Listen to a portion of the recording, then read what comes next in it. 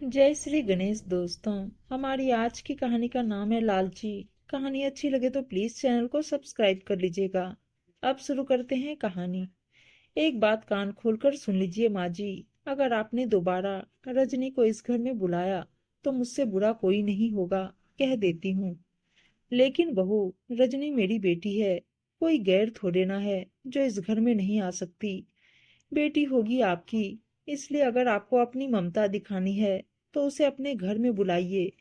मेरे घर में बुलाने की कोई जरूरत नहीं है। समझ गई आप? क्या कहा बहू? तेरा घर? हाँ हाँ हाँ, मेरा घर। और जोर से बोलूं? बहू, मोहन मेरा बेटा भी है और ये घर मोहन ने खरीदा है। इसलिए मैं माँ होने के नाते इस घर में कुछ तो हक रख ही सकती हूँ ना। हा हा हा हा, बड़ी आई घर पर हक रखने वाली। सुनिए सासू माँ, शादी होने के बाद किसी भी लड़के के लिए उसके जीवन में उसके किसी भी परिवार के सदस्यों से ज्यादा उसकी पत्नी की महत्व होती है। इसलिए ज्यादा चाच ऊपर ना ही करे तो अच्छा है। और इस बूढ़ी होते शरीर को दो रोटी मुफ्त में बैठे बैठे मिल रही, यही कम नहीं है। रश्मि की बातें सुनकर आज शीला जी का दिल भारी हो गया था। शीला जी के दो बच्चे थे, एक मोहन और एक रजनी। रजनी मोहन से 5 साल छोटी थी और जब मोहन 7 वर्ष का रहा होगा उसी समय उसके पिताजी की मृत्यु सड़क हादसे में हो जाती है। शीला जी एक अच्छे परिवार की बहू थी, लेकिन कहते हैं ना, जब संकट आती है तो चारों तरफ से एक बाढ़ ही आती है। शीला जी के साथ भी यही हुआ। उनके ससुराल वालों ने बेईमानी करके बच्चों सहित घर से निकाल दिया और पूरी संपत्ति हड़प ली। शीला जी अपने बेटे मोहन और बेटी रजनी को गोद में लिए हुए अपने भाई के घर जाकर रहने लगी।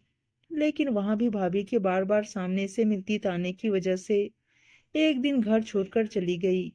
अब शीला जी के सामने दोनों बच्चों की परवरिश की जिम्मेदारी आ गई, जिसे पूरा करने के लिए शीला जी ने एक ढाबे पर जूठन धोने का काम पकड़ लिया।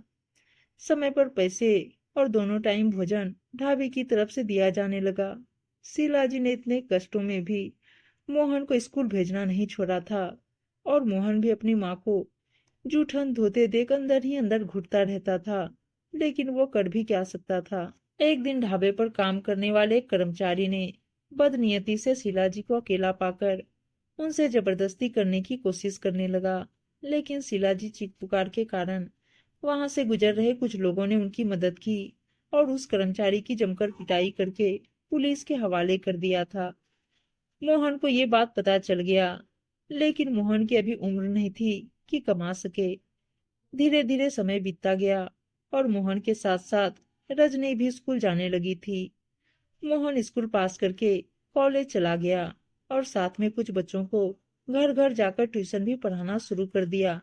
तथा उसकी बहन ने अपने घर, जो कि मोहन ने किराए पर एक झुग्गी में ले रखा था, उसी में छोटे बच्चों को पढ़ाना शुरू कर दी। और शीला जी ने सिलाई का काम घर पर शुरू कर दिया था। कुल मिलाकर जिंदगी सुधरने की ओर कदम बढ़ा चुकी थी। एक दिन शीला जी ने मोहन से कहा, मोहन बेटा। हाँ माँ, क्या हुआ? बेटा ध्यान से सुनो।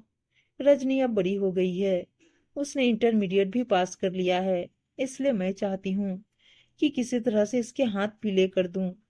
मोहन भी अपनी माँ की इच्छा के साथ था, इसलिए उसने अपनी बहन की शादी एक लड़का जिसका नाम दीपक था देखकर कर दिया, जो अभी पढ़ाई ही कर रहा था।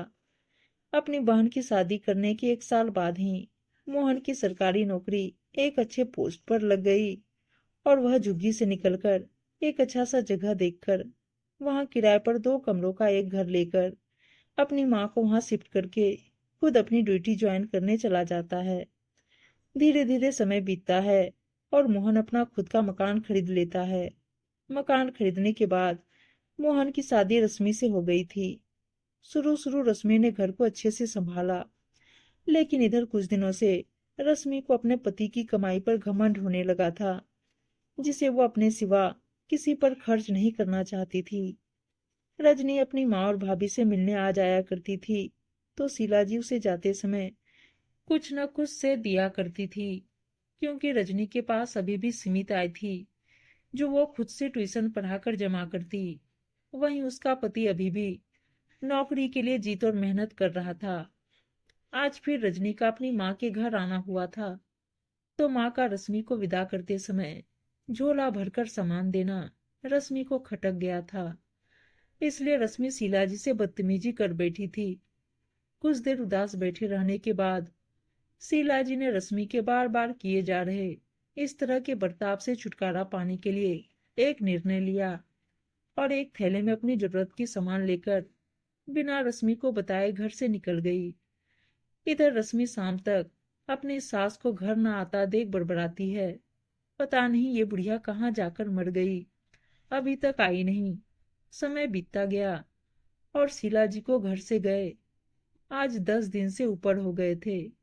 तभी घर में बिना बताए उनका बेटा मोहन छुट्टी पर आता है और घर के सभी सदस्यों के लिए कुछ न कुछ उपहार लेकर आता है, जिसमें उसकी बहन तथा बहन के पति के लिए भी कुछ रहता है और साथ ही रश्मि के लिए भी। कुछ देर बीत जाने के बाद मोहन रश्मि से पूछता है, रश्मि माँ कहाँ है? मुझे क्या पता, रश्मि का जवाब आता है, इसका क्या मतलब है रश्मि? माँ घर से बाहर गई है तो तुझे नहीं पता होगा तो किसे पता होगा? वो पिछले 10 दिनों से घर नहीं आई है। रश्मि बोली, क्या? ये क्या बकवास कर रही हो रश्मि? मोहन गुस्से में चिल्लाया, हाँ हाँ मैं बकवास नहीं कर रही। 10 दिन पहले मैंने रजनी को घर बुलाने के लिए मना किया था, क्योंकि वो जब भी आती थी माँ घर से कुछ न कुछ सामान निकाल कर रजनी को दे देती थी, इसलिए मैंने मना किया था। तो मुझे बिना बताए घर से बाहर निकल गई। अरे बेवकूफ औरत, और तुमने मुझे बताना उचित भी नहीं समझा। मोहन ने रश्मि को बीच में टोकते हुए कहा, मैं नहीं चाहती थी कि किसी की वजह से आप बेवजह परेशान हो। किसी की वजह से? अरे वो माँ है मेरी, समझ आया तुझे? मोहन गुस्से में जल रहा था। अगर मेरी माँ नहीं मिली तो मैं तुझे भी कहीं का नहीं छोड़ूंगा। कहता हुआ मोहन घर से निकल गया और सीधे अपनी बहन के घर पहुंचा, जिसे देखकर रजनी बहुत खुश हुई।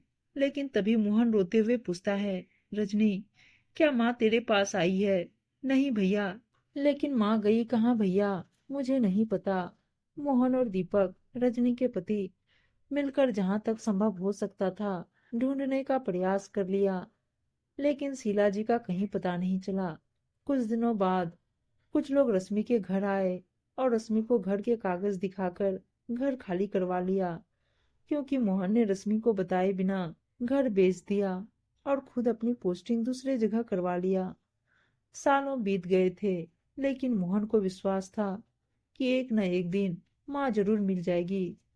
इसलिए मोहन अपनी बहन से संपर्क में रहता था और दीपक, जिसका अब हेल्थ इंस्पेक्टर के पद पर सरकारी नौकरी लग गई थी, उसे भी माँ को ढूंढने का प्रयास करने के लिए बोल रखा था, ताकि कहीं माँ दिख जाए तो पता लगे। इधर रश्मि के बुरे दिन शुरू हो गए। अपने ही घर से निकलने के बाद अपने भाई के घर में भी ज्यादा दिन पनाह नहीं मिली उसे, इसलिए उसने सिलाई का काम पकड़ लिया और अपने खर्चे खुद निकालने लगी और एक छोटा सा कमरा किराए पर ले लिया। आज रश्मि को अपने किए पर बहुत पछतावा हो रहा था। उसके थोड़े पैसे के लालच में उसका पूरा परिवार तबाह हो गया था। वो कभी कभी रजनी के घर चली जाती थी कि कहीं से माँ और मोहन की जानकारी मिल सके, लेकिन रजनी ने कभी मोहन के बारे में जिक्र तक नहीं किया था, क्योंकि मोहन ने सख्त हिदायत दे रखी थी रजनी को। एक दिन सिलाई पर काम करते करते रश्मि बेहोश हो गई और वो 2 दिन तक अपने कमरे में सिलाई मशीन के पास वैसे ही बेहोश पड़ी रही, जब तक कि एक ग्राहक, जिसने कुछ सिलने के लिए दी थी, नहीं आ गई। लोगों की मदद से उसे सरकारी हॉस्पिटल में दाखिल कर दिया, लेकिन उसके पास रहने के लिए अपना कोई परिवार नहीं था। डॉक्टर ने कुछ चेकअप करके उसे बड़े सरकारी हॉस्पिटल में रेफर कर दिया और एक सेवा संस्था की मदद से उसे बड़े सरकारी हॉस्पिटल में भर्ती कराकर उसकी मदद के लिए संस्था की तरफ से एक महिला सदस्य को वहां पहुंचा दिया गया था। अब संस्था की देखरेख में रश्मि का इलाज चलने लगा, लेकिन कोई सुधार ना होता देख संस्था ने उसका दाखिला एक प्राइवेट हॉस्पिटल में करा दिया। संस्था की तरफ से आई महिला दिन रात उसकी सेवा करती। एक दिन उस हॉस्पिटल में अचानक उस वक्त अफरा तफरी मच गई, जब हेल्थ डिपार्टमेंट की तरफ से मेडिसिन डिपार्टमेंट में रेड डाल दी गई थी। मेडिसिन डिपार्टमेंट में एक एक दवाइयों को चेक किया जा रहा था। तभी वहां सेवा संस्था वाली महिला रश्मि की कुछ खत्म हुई दवाइयों के लिए वहां पहुंची। संयोग से हेल्थ इंस्पेक्टर दीपक ही रेड मारने आया था। अचानक अपनी सास को देखकर, माँ जी आप यहाँ। शीला जी अपने दामाद को देखकर फपक कर रो पड़ी और दीपक ने अपनी सास को गले से लगा लिया और पूछा, माँ जी आप यहाँ क्या कर रही हैं? भैया ने आपको कहाँ कहाँ नहीं ढूंढा, यहाँ तक कि गुस्से में अपना घर बेचकर रश्मि भाभी को छोड़कर चले गए। और आप ये दवा किसके लिए ले रहे हैं? पर्चा अपने हाथों में लेकर देखने लगा। कैंसर की दवा? किसके लिए?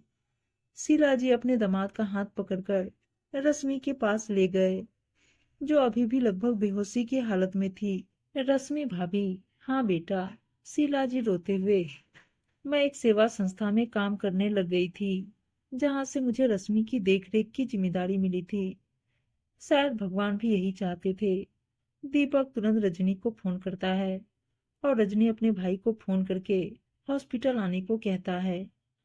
इधर दीपक ने रेड बंद करवा दी, जिससे खुश होकर हॉस्पिटल के मालिक ने सब कुछ जानने के बाद रश्मि के लिए स्पेशल ट्रीटमेंट शुरू करवा दिया। दीपक जी अगर और कोई सेवा चाहिए तो जरूर बताइएगा। आज दीपक कुछ बोल नहीं पाया। कुछ ही देर में रजनी हॉस्पिटल पहुंच गई और माँ के गले लिपटकर रोने लगी। शाम तक भाई भी वहां आ पहुंचा और माँ से लिपटकर ऐसा रोया जैसे कोई बच्चा रोता हो। माँ चलो अब घर चलते हैं, मोहन ने कहा। नहीं बेटा, रश्मि को साथ लेकर जाएंगे। माँ तुम अभी भी उसके लिए सोच रही हो? मोहन बोला। हाँ मैं सोच रही हूँ, क्योंकि उसे उसके किए की सजा मिल गई है बेटा, और मैं उसके लिए कोई गिला शिकवा अपने मन में नहीं रख रखी हूँ।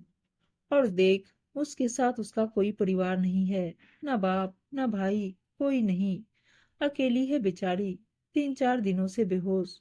तू सोच मोहन, जब मुझे घर से बेघर कर दिया गया था, तब मेरे साथ कम से कम मेरा बेटा और मेरी बेटी थी। लेकिन आज इस बेचारी के साथ कोई नहीं है। मोहन की आंखों में आंसू आ गए थे। जा बेटा, एक बार जाकर देखा। और मोहन दौड़ पड़ा रश्मि की ओर।